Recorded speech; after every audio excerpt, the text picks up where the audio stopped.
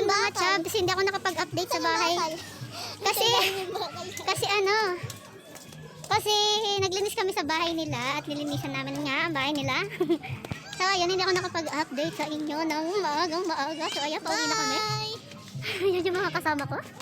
So update ko kayo kapag pababa na kami. A few moments later. So eto na guys, papaba na po kami. At maya lang makikita nyo na yung magandang view dito. Hindi ako nakapag-vlog ng packet kasi mainit. My God. Char. My God. Sige, wait lang. So ayun, may mga epal. Char.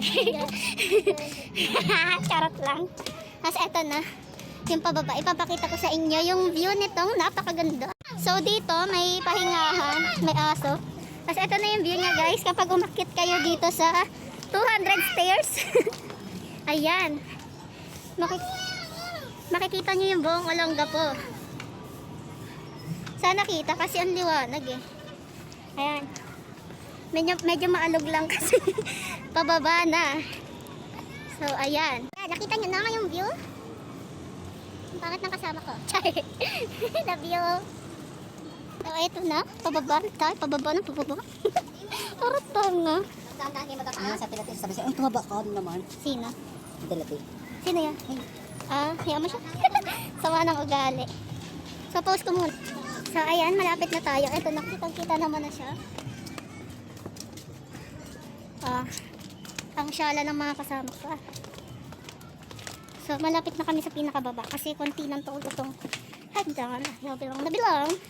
200 stairs lahat yan. 101 na. Ay, wow, nadagdagan ng isa.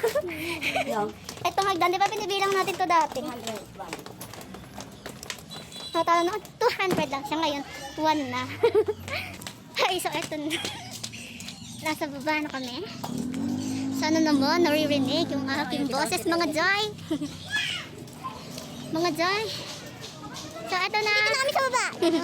So, yun lang guys. Hanggang dito na lang. I-end ko na tong vlog ko kasi pagod na ako. So, hope you like this video.